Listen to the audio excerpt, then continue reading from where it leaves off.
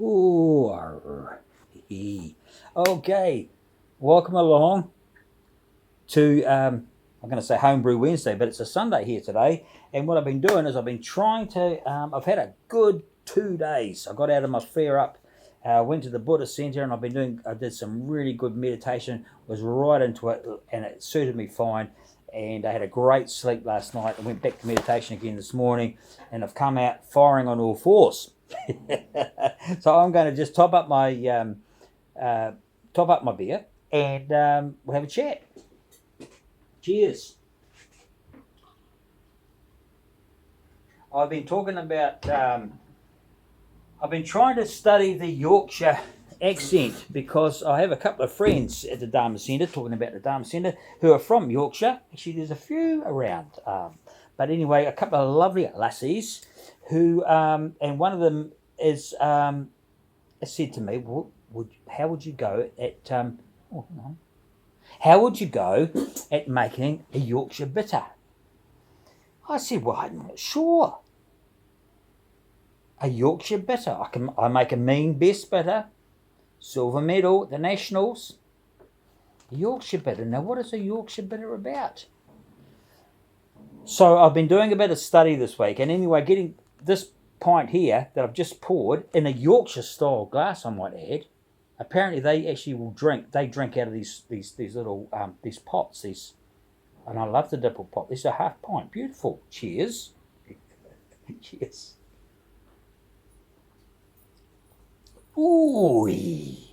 Comes Baxter. Right on cue. By geez, you're going well, son. Now, and that is a beautiful beer, and that has, when I first got into it, I thought, oh, what have I got here? It's so bitter and it's so bready, and it's just like, it was like, wow. Massive mouthfeel, what's going on? And then, as I said in my last video, when I looked at it and realised what was in it, well, with the Vienna malt, and that Vienna malt is really, really powerful. It really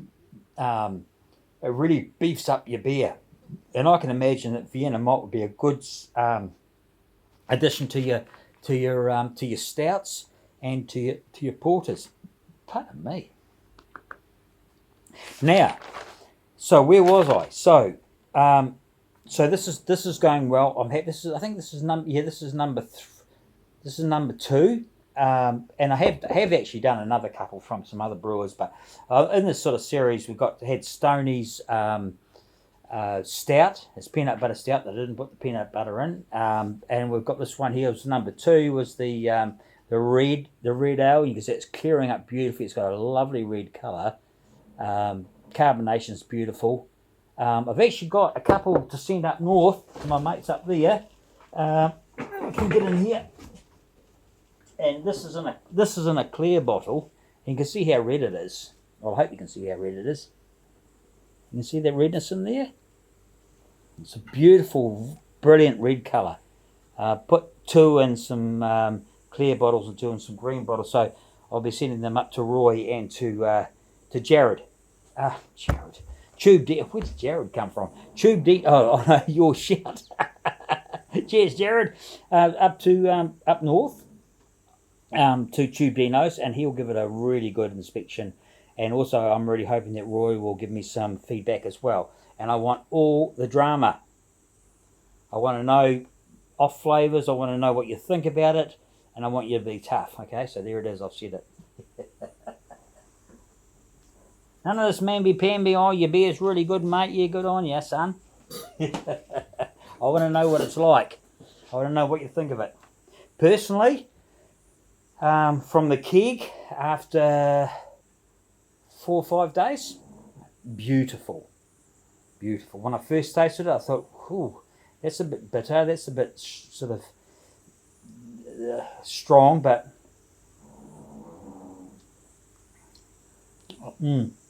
I think it's a very nice beer. But anyway, we'll see what the boys have to say, and I will report back. Dino will probably do a video on it. And Roy will probably tell me what he thinks, and I will report back word for word. There might be a bit of editing, you know. Yeah. So, that's that. And moving on, Captain Smooth, the next one up. here it is. It's finished. That's the brown ale, the Northern Brown Ale that Captain Bailey's Adventures sent to me. I was watching his video, and I wanted to do another video about the beers that people are brewing and what they're drinking, and putting a wee bit of my spin on it. But actually, basically, it's pretty much the same as what he does. Different results, but that's another story. So what we've got here is a finishing gravity of, and let's just talk about that for a minute. I was talking to my brother the other day, and he said, "Finn, you know what? I've got a clue what you're talking about on your videos. Talk about OGs and FGs and IBUs and ABVs and STDs." No way. And that just came out. Okay, so the thing is that let's talk about this for a minute. This is we're talking about the volume. It's whether it's finished fermenting. So what we've got is before fermentation, when we take it out of the boil kettle and put it into the fermenting bucket, the FG, the FV, the fermenting vessel. What we've got is a wort, and wort is beer that hasn't been fermented. It's called wort. Now, it had and that's called original gravity. That's what we start with. Okay, that's where this hydrometer sits in the brew, and it tells us with this little gauge here how much sugar is in the brew. So we then ferment it. We add the yeast. We ferment it in the bucket, and then we take another sample about 7 or 8 days later, and we check it again to see where it's at. And so when we first did the first video, the first reading, it was, in this case, the OG, the original gravity, was 1044. And then after 7 or 8 days, we check it again, and this has gone down to 1006. So you can see there's a difference there. So what we do is we get on our high-tech computer, and we go 1044, which is the original gravity. It's the first reading that we got before we added the yeast. And then we minus what it is after fermentation we think is finished. So we take another reading after 7 or 8 days. And in this case, it is 1006. So I've done the minus 1006. And that equals 38. So we've got those two values, and we've got them, and so what we do then, we divide it by 7.46, and that gives us our ABV, our alcohol by volume, and that's what that's about. If you can follow that, I'm sure you can. If not, give me put a thing in the comments, and I can explain it a little bit more. But basically, what this beer is 5%. This one here. It's finished brewing. Normally what you do is you take a reading over 2 days, and if it stays the same, but I'm thinking to myself that 1006 is done. Oh, God, I hope so. I mean, it could go down even more if there's an infection or something in it, but I'm pretty keen that there's no infection there, so that's what we've got, and that's the Nottingham yeast, and it's taken it down quite low. Yeah, so that's really good, and it smells beautiful. Very, very nice beer, and I'm really happy. I've forgotten whether I said that Captain Bailey said this is from his book, the Brew Bible. So that's cool. So I've just cold crashed it. So I started my fermentation off at 19 degrees, and after 3 days I bumped it up to 22 degrees for a diacetyl rest, clean up any crap in there. The yeast will do that, and then after, like now, today, I checked that it's finished fermenting, and then I cold crashed it. So I turned the thermometer down to 2, not the thermometer, but turn the temperature down to 2 degrees, and that'll cold crash it, and that'll clear it up a bit. And that's what we do. And then so I'll cold crash it for about 3 days. And then after 3 days I'll keg it. And then after a day or two we'll be pushing it, maybe Homebrew Wednesday on Wednesday. So that's the brown ale, which is called Captain Smooth. So that's the one that I wanted to do from Captain Bailey's What He Enjoys Brewing. And so the next brew is going to happen this week, and I've got the cap all ready to go. Laddie, you know what I mean? Come on. I don't know what I'm doing. You know what I mean? No. The girls that put us in the kid, no. You know what I know. I said, I don't know what you know. Yeah, cheers to them. I do love accents. I just can't do them very well. But anyway, let's move on. So, that beer is very nice. The brown's going to be excellent. And what we've got next Wednesday, I will be going in to see my mate at your shout, Jared. So what I'm going to be asking for, and what I'm asking from you guys, who may very well know better than me, is about the Yorkshire Bitter. What makes a Yorkshire Bitter stand alone from other bitters in England? I have some theories. I've done a lot of reading. So here's my recipe, guys. So if you're listening, and you are, so watch and listen, and please get back to me on what you think. If you've got books, have a look, and please come back to me and say, because I really want to make a good job of this. I'm going to do 3.5 kg of English malt. I'm going to do 350 grams of medium crystal. I'm going to do 200 grams of brown. Not traditional, but I think it will fit. I'm going to do 200 grams of wheat, which can be traditional. I was going to use USO4, and I probably will stick to that because I've just heard that Nottingham is not quite in Yorkshire. So I'm not. So I'm going to go. I think I might go for USO4 because it's quite generic as far as English yeasts go, if you know what I mean. And I may even do a starter for this. So also, if I can ask you guys what you think about the water profile.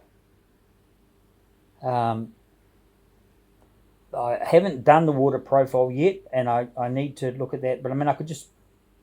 The other bitters I've done are really, really good, but there must be something that puts a Yorkshire bitter aside from... Is it that malty thing that I went for when I added the golden syrup?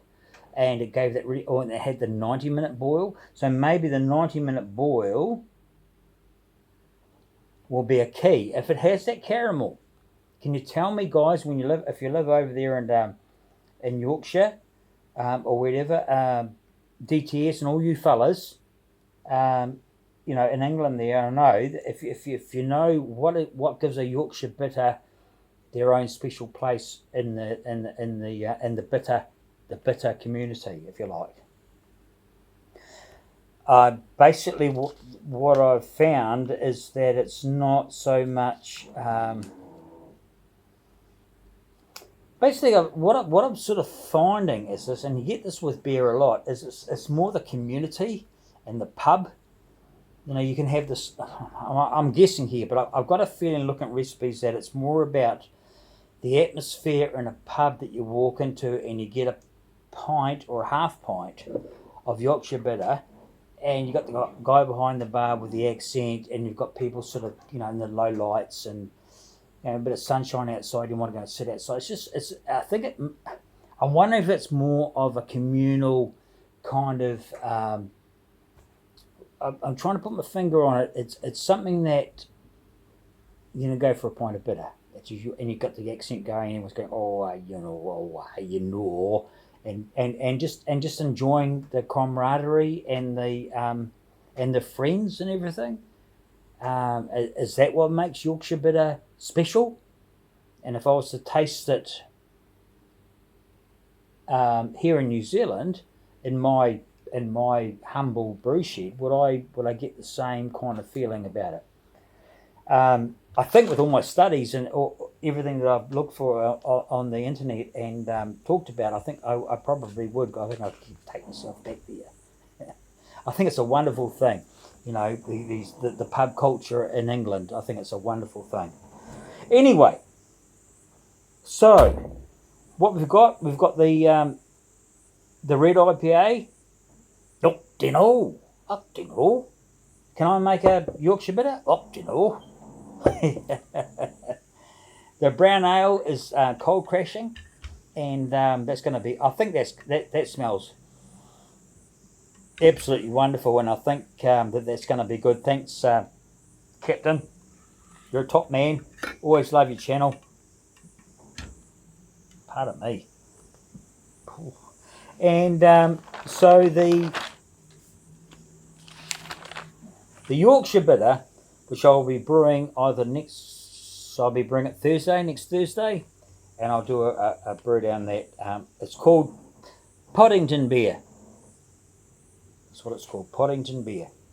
And it's going to be my attempt at a Yorkshire Bitter, and I'll be testing it out on 1 or 2 or 3 Yorkshiremen and women, lads and lassies. Oh, okay. No, that's not. See, I can't get it. You know what I mean? I think I'm in the zone, but I'm not. You know what I mean? I sort of go to the Scottish thing. Anyway, I've got to feed the dogs. They're pissed off with me. Go the Steelers. Go the Steelers. Doing well. Steelers are going good. Bit low in the season. Coming up. We'll see what happens. The terrible towel. So that's it from me, and I'm out of my fatigue flare-up. I'm feeling really good. Plants are going really good outside. We're ticking along okay. So you can't ask for much more than that, can you? Eh? When times are down, realise they're down. And you're going to come out the other side, and when you do, enjoy. Cheers, guys. Take care.